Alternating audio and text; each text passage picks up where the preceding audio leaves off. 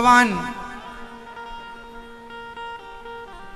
पूतना मौसी जब आई ना भगवान को मारने, ये पूतना मौसी पिछले जन्म में राजा बलि की बेटी रत्नमाला थी। पूतना पिछले जन्म में कौन थी? राजा बलि की बेटी। राजा बलि जिनके घर वामन भगवान गए, वामन भगवान को देख करके रत्नमाला ने कहा, वाह कितना सुंदर बच्चा है, ऐसा काश मेरा बेटा होता। भगवान बोले, जरूर मैं तुम्हारा बच्चा बनूंगा। फिर बोली, जब 3 पग में सब नाप लिया, 2 पग में बोली, ऐसा बेटा मेरा होता तो जहर पिला देती। भगवान बोले, तथास्तु। इसलिए वो अपना दूध भी पिला, वो पहले भाव बनाई कि यदि ये मेरा बेटा होता तो दूध पिलाती, इसलिए वो दूध भी पिला रही है। और बोली जहर भी पिलाती तो जहर भी पिला रही है, इसलिए अपने स्तनों में जहर भर भर के पिला रही है। तो भगवान ने पूतना को देखते ही आंखें बंद कर ली। क्यों बंद कर ली भगवान ने पूतना को देख करके? क्योंकि पूतना अंदर से बड़ी छल कपट भर के लाई है, जहर लाई है, और वो बाहर से बड़ी सुंदर बंठन के खड़ी है। मैया यहीं प्रेस करने लग गई मेरी माँ कपड़ों में। अच्छा है मेरी माँ, कर लो यहीं प्रेस व्रेस सब करो, कर लो मेरी माँ।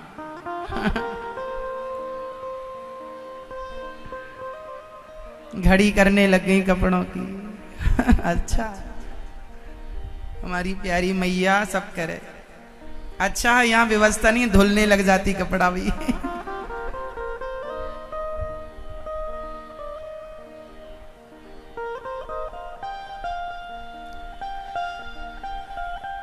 सुनो, भगवान पूतना मौसी को देख करके आंखें इसलिए बंद करते हैं क्योंकि पूतना के भीतर छल कपट भरा और बाहर से बड़ी सुंदर बनकर आई है। वाह वाह वाह, बाहर से बड़ी सुंदर है, बाहर से सुंदर है और भीतर से छल कपट। और भगवान कहते हैं जिसका भीतर तो भरा है कपट और बाहर से है बड़ा। कुछ लोग ऐसे होते हैं ना समाज में, भीतर से आपके लिए उनके अंदर कुछ और है और बाहर से वो आपके अपने बने घूमते हैं। हम आपके ज्यादा हितैषी हैं, शुभ चिंतक हैं, लेकिन उनके अंदर आपके लिए भीतर से छल कपट होता है। हाँ या ना? अच्छा, आप लोग ऐसा व्यवहार करते हैं? आप लोगों के अंदर भी कुछ बाहर कुछ होता है, भीतर कुछ। यदि ऐसा है तो भगवान कहते हैं जिसके बाहर कुछ है और भीतर कुछ है, ऐसों को मैं देखना भी पसंद नहीं करता। इसलिए पूतना को देखकर भगवान ने आंखें मूंद ली। मैं नहीं देखूंगा ऐसी छली कपटी लोगों को। भगवान देखते भी नहीं ऐसे लोगों को, इसलिए भगवान उन्हें देखते हैं जो जैसे भीतर हो वैसे ही बाहर हो। निर्मल मन जन सो मोहि पावा, मोहि कपट छल क्षेत्र न भावा। जो बाहर भीतर दोनों से एक से हों वो अच्छे होते हैं।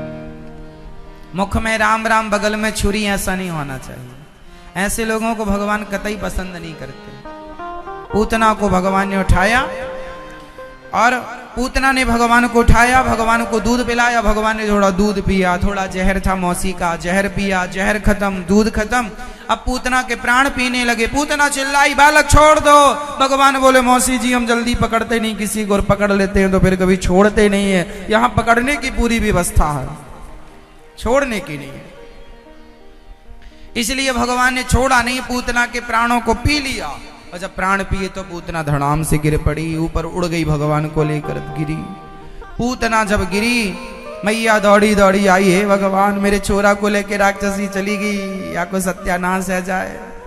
और तब ही मर गई। मैया बोली, हे भगवान कैसे मर गई? किसी ने कहा तुमने तो कहा मर जाए तो मर गई।